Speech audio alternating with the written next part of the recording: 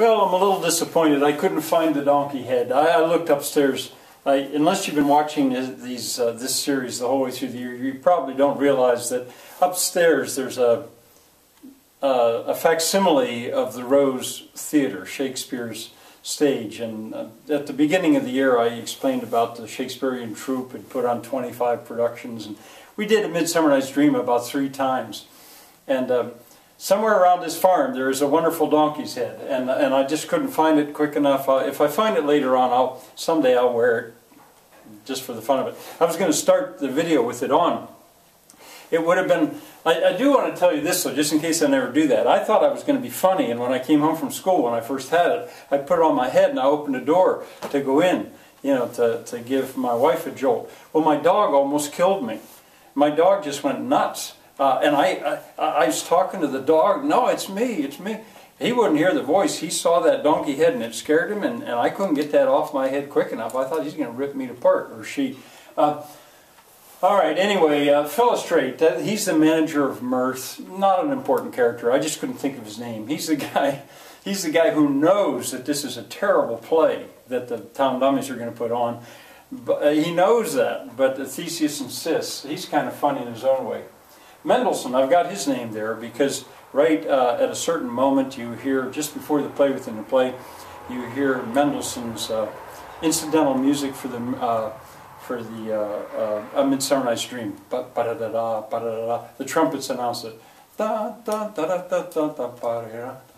It's used all the time in weddings. I've known at least one preacher, or Lutheran pastor, who refused to let that be in a wedding because it was so secular. He understood about the play, and that was such secular music with magic and fairies and stuff. He didn't want it in his wedding service. But in spite of that, it's often done. Meter. Please don't lose sight of the fact that Shakespeare wrote poetry. So much of this is in meter. Love looks not with the eye, but with the mind, and therefore is winged Cupid painted blind. That's iambic pentameter. Now, the modern way to perform Shakespeare is not to push the meter too hard. They almost do it like normal speech. I think it would probably be wrong to say, love looks not with the eye, but with the mind. Like you could beat a drum to it. That would probably be wrong too. But in any case, it gives this language a special power. Well, you're going to see a play within a play here at the end. If you haven't seen it already, the town dummies, they are selected. They get to be the ones that perform. And that's really what ends the overall play, Midsummer Night's Dream. And the idea, I would write that in your notes. A lot of this stuff, no. But if you're taking notes in section 1, it'd be page 1.2 or something like that, I would put down play within a play. Because Shakespeare did that offhand. I could immediately name 3 plays where he does that. Hamlet is the most famous one. There is bad poetry. As I was watching this, I listened more to the fact that here Shakespeare is purposely writing what he thinks is bad poetry for Bottom to perform. Deflowered versus devoured. This is called a spoonerism. It's the kind of thing that Dogberry did all the time. It's pretty funny if you think about it. A lion has deflowered his dame, his deer.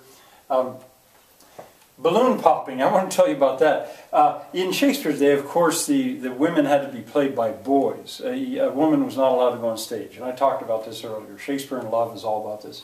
Well, you know, when we performed this, Thisbe, a woman character, I had a boy, he was a 7th grade boy at the time, I think.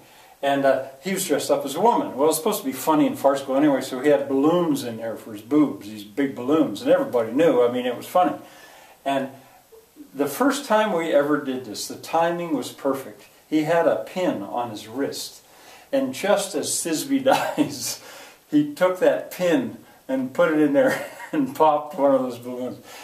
Boom! It was, and just, of course, the audience howled. And just about then he popped the other one. It was perfect. We never matched that timing again. We tried that same gag. Never did it again. Bottom dies twice. He's so good at dying, he's convinced he's the greatest actor ever, that dying once is not enough. He gets up and he dies twice. And then, I mean, a lot of the stuff you'd probably see. I love Thisbe's line when she comes in and looks at Bottom. He's got this huge sword sticking out at his chest, and she says, "Asleep, my love." the presence of a dog. I don't understand this as well as I should. I'm not so sure I was ever taught this exactly, but there's something about the Elizabethans always loved to have a dog on stage or something like that, and so there, you'll see a dog. All right, I think that's it. You should very easily see the end of the movie now. This is Friday. On Monday, and this has been kind of a break to get things going again. On Monday, I'm going to go back to syntax. It'll begin. You can think of it as sentence diagramming if you want.